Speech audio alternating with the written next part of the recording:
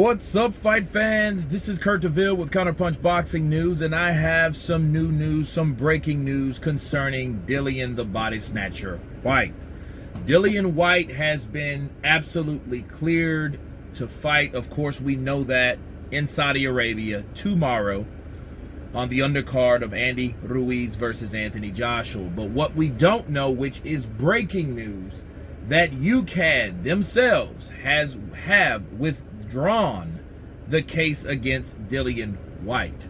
For those that don't know, Ukad has found, or did find, traces of a metabolite steroid in his system that was investigated, which Dillian Whyte participated fully. Okay, now the they treated him, or they tested him 3 days before that. He was negative for that, for whatever was in his system, that metabolite, whatever it was in his system. Then he ended up testing positive for some small amounts of metabolite steroid, which they don't know what it is. Ukad is not discussing what it is. We don't know. Okay, 3 days after that, they tested him again, okay, which was also negative. And then Vada's test was always negative. So since Ukad is a particular organization, which is a local organization in the UK that tests with confidence, it's confidentiality involved with these tests, they weren't supposed to say anything according to their own rules while the investigation was taking place, until they found out if it was beneficial for that fighter or not. Was it in fact a PED, a performance enhancing drug? Was it just a banned substance? They had to figure that out before making that distinction, which Dillian Whyte, he corroborated. Okay, the problem was, whoever the person, the whistleblower, the person that leaked that information, leaked it to boxingscene.com. That's when this news rose its ugly head, and everyone else became involved, because now the public knows. Now, Ukad is not claiming responsibility for this at all. They're not doing so. But what has happened because of this?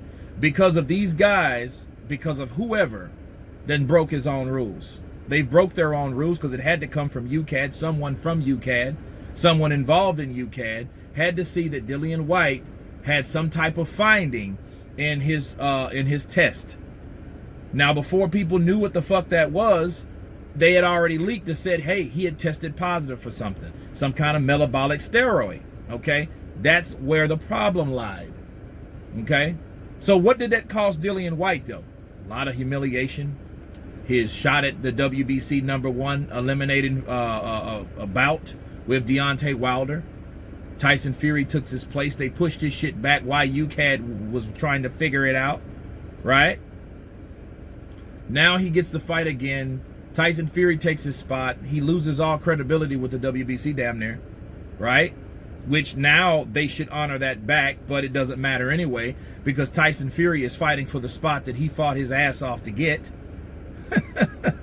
So it doesn't matter. So basically, if you want to, here's my counterpunch on this. If you want to really find out where the motive of the whistleblower, I think you should see on how it affected that fighter. You know what I mean? It's like, it's easy to tie those into two. What did happen to Dillian Whyte? He fought in June, right? He fought in June. Now he's fighting again in December. But what did it cost him from all this leakage, this whistleblower, this knowledge to the public that they didn't supposed to know shit? Because if you notice about Dillian Whyte, he doesn't talk about anything because he can't. Because Ukad is not claiming responsibility that they did leak it. They didn't leak it. That's what they're claiming. So he can't say anything that's leaking it furthermore, because it's in their policy and they're claiming no responsibility for leaking the news, this information. So he can't leak the news if they are not claiming that they leaked the news. So it's one of those things where the only thing that happened to Dillian Whyte was that he lost everything he fought for. That's it. And been pushed back longer, and he missed his opportunity that he worked his ass off for. That's really what this amounts to. No harm, no foul. People talk shit. He's a cheat. He's this, he's that. They found something, but they couldn't really determine and factor what that was. So since they couldn't do that, it's like, well, damn, what do we do now? You know? Nothing. But most importantly, what does Dillian Whyte do now? Go on about his business. He gets fucked. He starts all over again from from scratch, right? He fights a lot of people, a lot of dangerous fucking fighters like he's fought. You know, Parker, Chisora, Rivas. He fights all these people. I guess he has to do it again. See, sometimes it's not easy being a boxer, especially when you're trying to fight for the WBC or for some type of championship belt that consists of politics. Okay, this is what I think it is, but that's just my opinion, you know. But the positive side of this, he is cleared, so people can stop with all the this and that and the other. Now, whatever that was in his system, it won't come up again, you know, because legally they can't talk about it, so it's just something swept under the rug. And people are still going to talk shit, though. You know, Dillian Whyte still got messed over, though.